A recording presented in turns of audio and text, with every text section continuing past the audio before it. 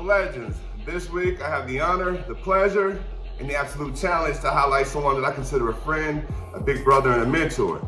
I'm talking about no other than the legendary Isaac Bruce. Going back for more. He got Isaac Bruce wide open.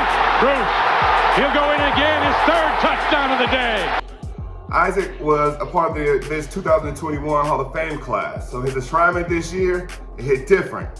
He showed me that the reality of hard work, it does pay off, and the fruits of your labor is not forsaken. A true man of God, Isaac is, and growing up and admiring his game for a long time, so when I became teammates of his, it was pretty surreal to be able to exchange ideas, thoughts, and actually habits that made me a better football player because of it.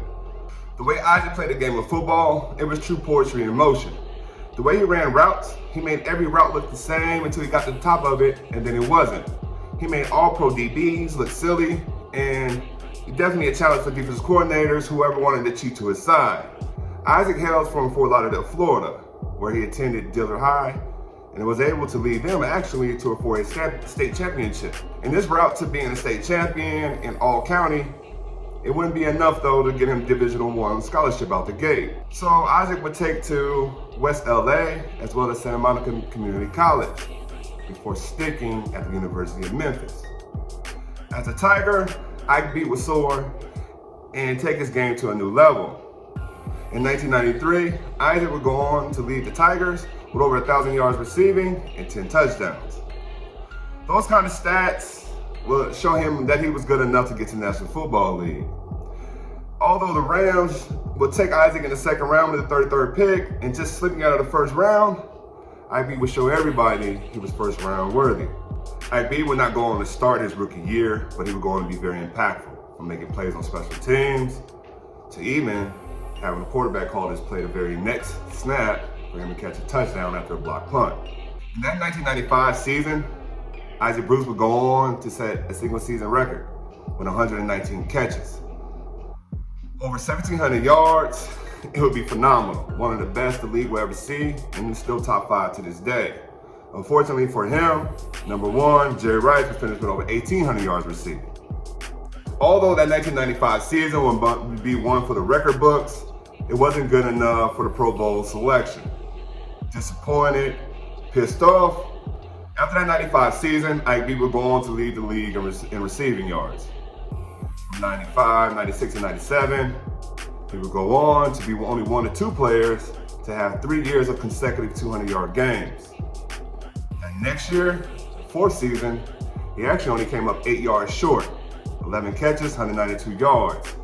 But he would be slowed by a hamstring injury, knocking him off from making history and being the only player to have over four years straight over 200-yard games. Although the Rams and Isaac was finding success individually for him, they wasn't turning that individual success to team success. So while they made their move from Los Angeles to St. Louis in the Midwest, they also began to acquire new talent from the top down. They would go and bring in a head coach by the name of Dick Vermeil, offensive coordinator that was up and coming by the name of Mike Morris. They would sign a talented running back out of Indianapolis and trade for him named Marshall Faulk. They would go in 99 and draft a talented receiver by the name of Big Game Torrey Holt. And yes, they would find lightning in a bottle by acquiring a quarterback by the name of Kurt Warner. 99 season didn't start off great though. They would lose their starter quarterback Trent Green to an injury, and with that uncertainty, they needed guys like Isaac Bruce that's been the cornerstone of the offense to continue to be that for the uncertain quarterback in Kurt Warner. Isaac Bruce will be just that. With over 70 catches and 1,100 yards, Isaac Bruce will help lead the greatest show on turf to the Super Bowl. And in that Super Bowl game, he would actually score the touchdown that would put the Rams up and ultimately win the game. 1st and 10 from the 27. Warner back to throw. Rainbows the far sideline, and it is caught by Isaac Bruce. Makes a move to the 30, 25-20, and they won't catch him today. Yes. Touchdown Rams! 73 yards for the Reverend Ike, a one-on-one situation on the far side. What a move he made, coming back to the football, and then leaving everybody in his wake. One play. After the 1999 Super Bowl win, Isaac wasn't done. He would go on to set new heights for himself and the Rams. The culture was built on winning, putting up big numbers. Isaac Bruce did just that. Between 1999 and 2004, Ike B will only miss one game. In those 5 seasons, he would at least have 60 receptions, as well as 1,000 yards in 5 of the 6 seasons. By the time 2004 rolled around, I showed up. Earth City, Missouri, that is. I was drafted by the Rams in the first round. One of the first people that I received a phone call from and meet in person was Isaac Bruce. I began from 2004 until we wasn't teammates anymore. I would study the way he approached the game, the way he worked out during practice, and even when he got to the facility. See, Isaac would be one of those veterans in the locker room that not only challenged me to become a better football player, but he also would question me and ask me who the man that I wanted to become. So one particular night on my way home after practice, Isaac stopped me and made me start thinking about the world around me outside of my own needs. I was headed to the grocery store and he asked me what I was getting ready to do. So I shared that with him and he said this. He said, if there's a single mother in line and you spot her, go and approach the teller and pay for her groceries without her knowing. Don't go and share it with anybody else, just be a quiet blessing to her. Advice like that and getting me to see the world in a bigger picture out the gate allowed me to thinking about my own nonprofit and the effective change that I want to make. So like Chris Berman often called Isaac Bruce in the highlights, the minister Isaac Bruce left a heavy imprint on me. But true to nature and to the NFL, time moves on, guys get older, and organization find new talent. So Isaac Bruce will find himself moving across the division and into the Bay Area.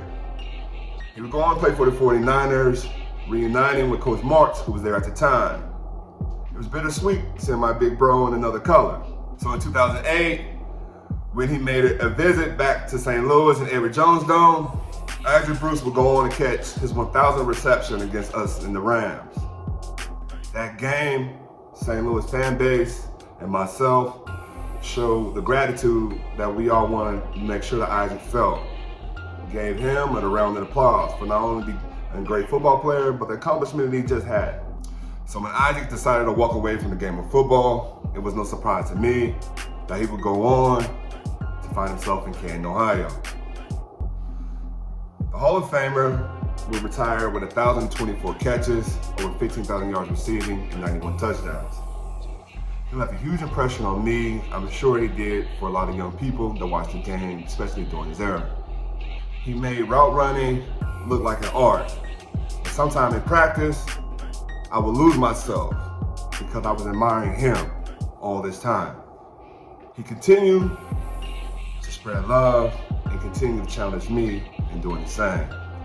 So I hope you join me in giving my big brother a round of applause. Isaac Bruce, he doesn't say a lot, he's not mentioned a lot, but he damn sure deserves it. Proud of you.